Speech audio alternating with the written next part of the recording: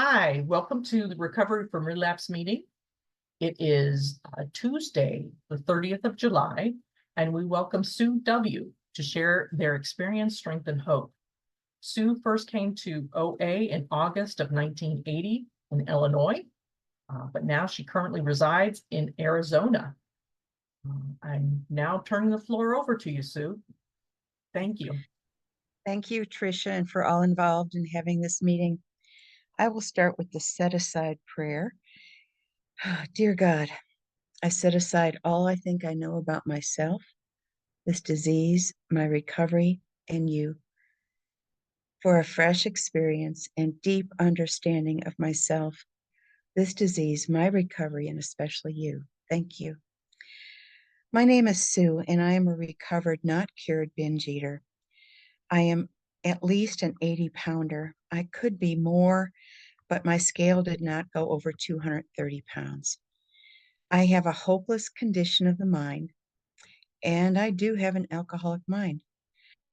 How do I call myself recovered? Well, I enjoy a day of reprieve from a death sentence.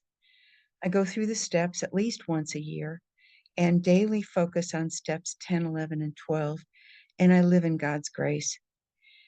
This reprieve is contingent on the maintenance of my spiritual condition.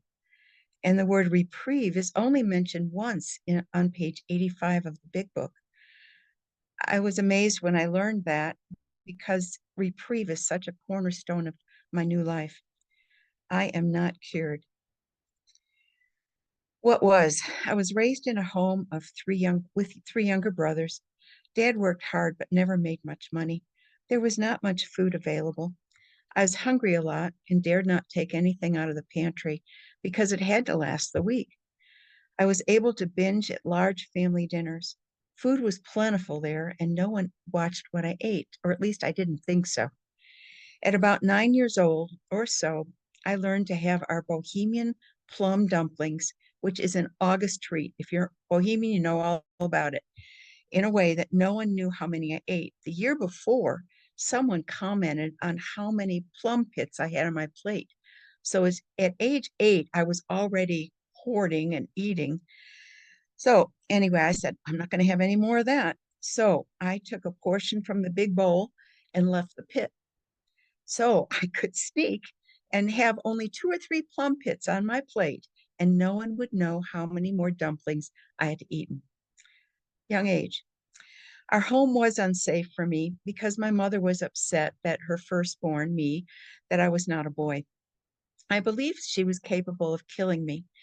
When a mother in our city killed her young daughter, I was probably 8 years old, something like that. My mother said she understood why the mother did it. And right away I thought, okay, my mother is capable of doing that too. So I lived in fear of her. I tried to gain her acceptance and love. It became a fruitless pursuit for me.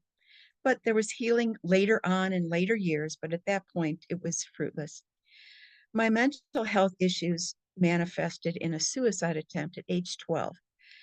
I wrote a will out. How much did I have at age 12 to write a will? But I had these little teen magazines and my 45 records, and I took pills. I even decided which priest would do a funeral. I didn't know how many pills I take. I don't know now, but I was afraid my mother would get mad if I took too many pills. That fear, I believe, ended up saving my life at that age. When I woke up the next morning, I went to school and told no one about it for years. By 1980, I had been diagnosed with rapid cycling manic depression. There's different words for that now, but that's what it was called then. There were many trips to ER after suicide attempts and much time in psych wards. And I'm grateful for those wards because they really did help me. Could you please put up my pictures? Okay, I can't see if they're up.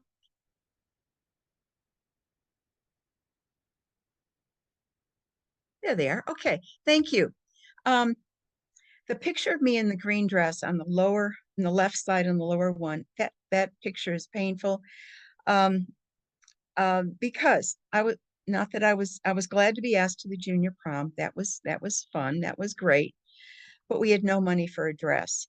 So someone gave me that dress. It was too small. So my grandmother altered it to fit me. I felt so fat and decided to do something about it.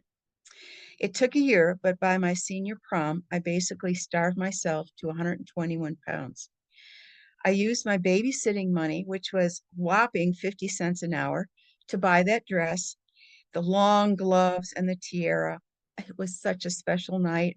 I felt great. However, I could not sustain that low body weight. The middle picture is from 1985. I'm standing and wearing a white sweater. I was larger than that size, but I have no other pictures. I was in treatment for food addiction at that time. More about that later. The last picture is with my husband, Jim, and that's within the last year or so. God has really blessed our life together. I now weigh in the 150s, which is miraculous, steadily there, and I accept this 76-year-old body as it is. Okay, what happened in 1980? At a counseling office, I saw an OA flyer. I related to whatever it said, and I went to my first meeting in August of 80. It's almost 44 years ago. That's more than half of my life. Unbelievable. I was about 135 pounds when I went to the meeting. So, I mean, relatively low weight, but I had this craziness in my mind. I knew I needed help with whatever that pamphlet says. My experience with 1980 OA was a start, and I could blame the group or OA organization for my decades of relapse, but that's not productive. I did the best I could at the time, as did they. There was a popular belief that we could not recover because we had to eat food daily. They talked about letting a tiger out of a cage. It gave me an excuse to give up again and again. It offered me hopelessness, and I hopped on that train. I believed that lie until 2019, when I started to hear about and accept the truth that I have a disease of the mind. Somehow that escaped me in my beginning OA. I did not get that at all. Okay, my 2019 will be talked about later. So, in my first 3 years of OA, I gained over 100 pounds. My attempts to control the binging failed. I would buy the food, stop eating it, throw it in the garbage can in the alley, and then return to the alley with a flashlight in the middle of the night to retrieve it and eat it. I finally threw used cat litter on the food and stopped the trips to the alley. All right. I also quit trying to even control the binges. I just ate all I bought and then went to buy more. More war stories are not necessary. It was horrible. I started AA in December of 1980, and not going to booze anymore made the path to food the way to go. I did go to treatment, as I said, that was in 85, and ended up being on disability for about 18 months. And that was really related to the mental issues. With God's help, I gradually worked back to being able to support myself and have done so since. By 1987, this is miraculous. I was released from psychiatric care and was off all psych meds. The program structure, which is amazing, growing psychic change and dependence of God on God and his grace, and really, I believe a true miracle, released me from those frequent suicide attempts and gave me calm beyond belief and a lot of forgiveness. I really learned about forgiveness. That was holding me captive. However, I was still on the binge starve road. OA meetings were hit and miss, but I consistently stuck to Big Book and Step AA meetings. In 1988, God brought Jim to my church pew. I had made a faith change and was going to church at that time. And we are gifted with a lovely relationship. It really is a gift. He does not understand addiction, but listened to me when I shared my story. His response was, "I'm sorry you've been through so much." And that was when I said yes to his marriage proposal. I was 163 pounds when I met him in 1988, and I ballooned up to over 200 pounds by 2003 when we moved to Arizona. I was walking with a cane and had a support brace on one knee. Inner restriction stopped working, so I asked him to lock up the food and hide the key overnight, and he did. It worked, and I was able to get back into the 160s. In 2018, we sold our home and moved into senior housing.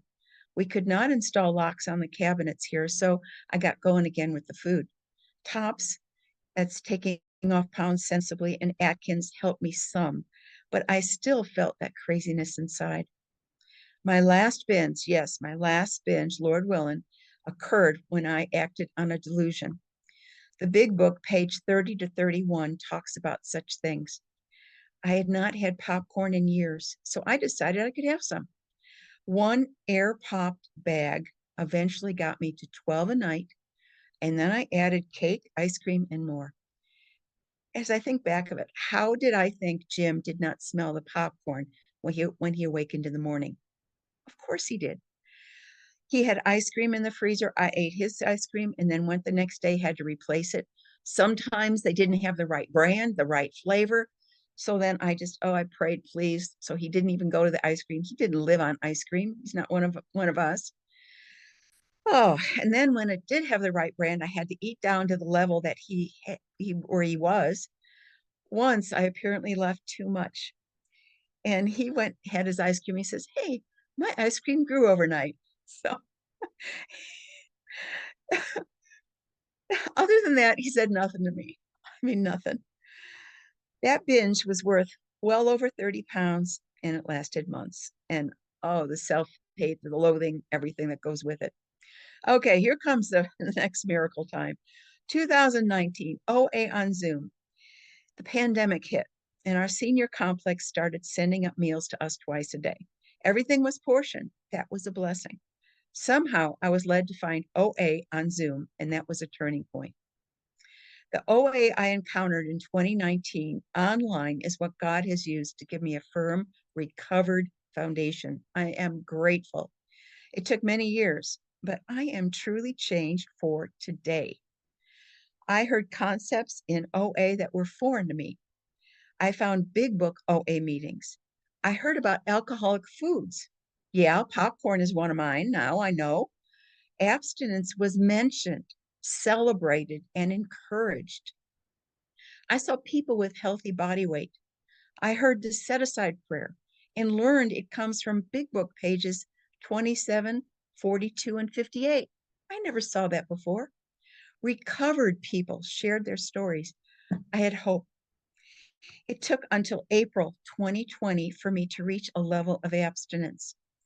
That was my original abstinence date, but I impulsively ate a planned salad in May. So I decided, you know what? I'll just put my abstinence date as May 30th, 2020, and I'm fine with that. I learned about food neutrality. I had never seen that in the big book or understood. Anyway, I experienced it today and I live it today. So, what is my life like now? The program has three simple rules. Yeah, they say this three simple rules, which are really hard, but they're simple. Trust God, clean house, and help others. And there are many threes in my story, and I do take them seriously. Okay, trust God, clean house, help others. Number one, trust God. This program is a spiritual one. So I learned that I needed to embrace a concept of God. It was challenging because I was raised in a faith that taught me I needed to earn God's love and my way to heaven, and I was never ever sure that I could get there. I worked hard at following those rules and was still attacked by a criminal. He went to prison for 30 years for his crime. My emotional prison lasted a lot longer. I turned against God and that particular faith that practiced, that taught me works. And I just couldn't handle that. The OA groups were pushing a female concept of God, and with my fearful relationship with my mother, that just did not bring comfort. So I was sort of I didn't know what to do. A kind gent in the AA program helped me and said to think of another three things. Said think of good orderly direction, God, good orderly direction. That was a gentle start for me, and it led me eventually to another three: Father, Son, and Holy Spirit, who love me as I am. I now enjoy a relationship with God and an active faith. I received the gift of God's love. His love for me is not based on my performance. I don't earn it, and I have a place in heaven prepared for me based on his grace, not my works. So, from the musts in the big book, I'm going to mention three musts. An early sponsor told me to go through the big book and write the musts in the margin, underline them and write must. Well, I know the program's one of suggestion, but there are a lot of musts. Three of them that I chose to share today. I must find a spiritual basis of life. It's page 44. I must keep spiritually active, page 156. And I must turn in all things to the Father of light, page 14. So to keep in good spiritual condition, I have developed some habits over these recent years. I take private retreat times. I actually go to McDonald's, get in a quiet corner, get my Diet Coke, and sit there for hours. And I take my big book. This is my third edition big book. It's held together with plastic shelf covering. It's fallen apart, but it is amazing. And I've got so many notes in it. I just love that book. I take my AA 12 and 12, and I use my tablet to research a site called 164 and more. And what that does, if I want to look up reprieve, I put it in, I look up reprieve, and it tells me where it shows up in the literature. That site is amazing and it's free. I use a little humility book from Andrew Murray. He wrote it in 1884. And that book, I've spent 2 years reading that, writing about it, journaling about it. So then on these retreat times, I have a journal. I also take time for two-way prayer. I talk to God, I write to God, and then as I just sit and listen, a message flows and I write it out and I have those messages in my journals. It is a powerful way to stay connected. Another three for me is my very first prayer of the day. I pray for no selfish, dishonest, or self-seeking motives. And that's a really powerful prayer, especially the dishonest, because I have had lived so many years of deception. A man I admired died at nearly 100 years old. At his funeral, I learned that he had a goal of being fat. And I thought, what is that? His son shared it. Well, fat for him meant faithful, available, and teachable. And when I look back at my relapse times, I was not teachable.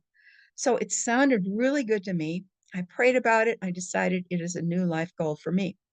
So, F, faithful. I am faithful to the program. This program is not about food, but I have a healthy discipline of daily honesty about my food plan. I enter it into my computer, the laptop, the night before. It's about 1,400 calories. It's measured. During the day, if there's something that I change in it, I report to someone and I just talk about, the change. So that's honesty for me. I eat 3 to 6 times a day. That depends on the day and my schedule. There are alcoholic foods that I do not go near today. They throw me into craving, as I mentioned, the popcorn, of course, the cookies and all the other stuff with sugar. I don't fantasize about them. I am neutral. Okay, FA, available. I do make time for program connections. They're very important to me. My email is under my name. I can Skype, WhatsApp, or Zoom with other females, but we do need to make an appointment to meet, and I'm sure that will work out. FAT, teachable. This is huge in that I used to think that the steps were completed. And I know the word complete is mentioned many times, but I just thought they were done forever. I did not understand this was a way of life. I thought it was a class, a degree, something I learned. I would get promoted, graduated, head on to the next learning. I was always good at school. Well, I became teachable since 2019. I do not know it all. I go over the steps and learn something new each time. I was with the gal yesterday and we were doing fourth step together. Again, I learned something new. As my life changes, so does powerlessness. As my husband develops new illnesses, the powerlessness is applied in a new way. This program is not a stinking pond. It is a flowing river and keeps changing, flowing, and helping me grow and continue growing spiritually. I'm not a pond, I am a river. This is another day one, WON and one, ONE. I do not walk around with pins or ribbons. In the TOPS meetings, I would get pins and awards and I'd wear them all. Oh, anyway, all they did was show how great I am. Total number of days or hours of abstinence, I don't do that. Number of times I read the big book, no, I don't do that. All those prior behaviors are prior. I am in today. I'm understanding this today. I have a 24-hour reprieve, that gift of reprieve. I am teachable. I'm learning, practicing the program principles in what happens today. I have not graduated. I am not perfect. I have today, which is another day, one and one. Okay, trust God, clean house, help others. Number two, clean house. Here's some big book musts. I must be entirely willing to be honest with somebody, page 73. Oh, that's a big one. I must be willing to make amends, page 69. Another biggie.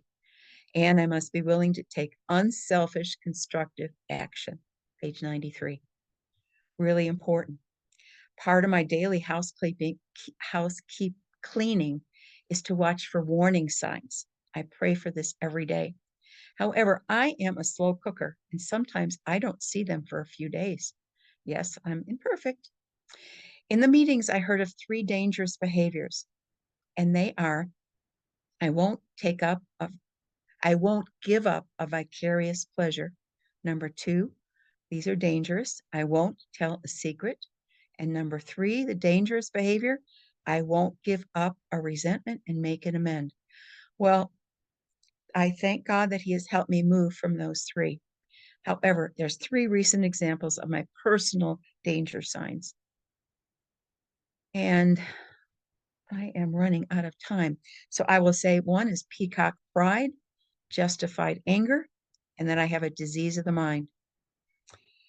Okay, help others. 2. Okay. Let me get to where. Okay. Help others. 3rd thing, daily contact with God through my emails. I have scheduled meetings with sponsor and God Squad friends. Big Book OA meetings, I show up, I share, and I give service, 1 of the 3 or all 3. Okay, I think I may have a moment to go back to this other one. I'll just talk about the disease of the mind. July 4th is a holiday over here, and we were gonna have a buffet. I decided I'd go to the buffet. However, I knew I had to come up with a reason to go, and the only reason I took a whole day, the only reason I could think of to go was to overeat. I have a disease of the mind. I admitted it, I took action, and it passed. The action was to buy some hot dogs. My husband cooked them over an open fire. They got all nice and black and beautiful the way I love them. We shared them, and I think I had 4 meals with hot dogs. They were delicious. So I still have this disease of the mind that wants to go to the dark side, but I can slow myself down and not go there. Okay. That is my story. I'm grateful I live in today, which is a day of reprieve. I'm grateful for each of you being here. We may be meeting for the first time, but you are a part of my recovery. There are 2 paragraphs from the big book from page 25 that really speak about what has happened in my life. It's so funny. I'm in a meeting, and every month we read the same section, but I didn't hear it until Sunday at that Back to Basics meeting. I didn't hear it. And then I knew I was going to put it in my talk today. Here's the quote from page 25, Big Book. The great fact is just this, and nothing less, that we have had deep and effective spiritual experiences which have revolutionized our whole attitude toward life, toward our fellows, toward God's universe. The central fact of our lives today is the absolute certainty that our Creator has entered into our hearts and lives in a way which is indeed marvelous. He has commenced to accomplish these things for us, which we could never do by ourselves. Next paragraph. If you are as seriously alcoholic as we were, we believe there is no middle of the road solution. We were in a position where life was becoming impossible, and if we had passed into the region from which there was no return through human aid, we had but two alternatives. One was to go to the bitter end, blotting out the consciousness of our intolerable situation as best we could, and the other to accept spiritual help. This we did because we honestly wanted to and were willing to make the effort. End quote. Yes, I honestly wanted to accept spiritual help, and I was willing. I will give you a quick health update. I had two abdominal surgeries in the last year. I was in the low 160s for about 2 years and was happy with that consistency. No up and down stuff, just consistent. Abstinence was calm. After the surgeries, I eliminated some foods that cause pain, and I do eat more often. I was shocked to be consistently now in the upper 150s. I am also no longer in the pre-diabetic range. Oh, in the last year, 2 blood tests. I'm no longer pre-diabetic. I'm below that. That is, I'll see my doctor this week, and it's going to be off my chart. What a blessing! That is unbelievable. Okay, again, I am Sue, a recovered, not cured binge eater. I am imperfect. My goal is to be fat, faithful, available, and teachable. I will continue to trust God, clean house, and help others. Thank you for allowing me to share. Thank you for being a part of my recovery. I love you all and for sharing this day of reprieve with me. God bless you all. And I will end with a 7-step prayer. My Creator, I am now willing that you shall have all of me, good and bad. I pray that you now remove from me every single defect of character which stands in the way of my usefulness to you and my fellows. Grant me strength as I go out from here to do your bidding. Amen. Thank you.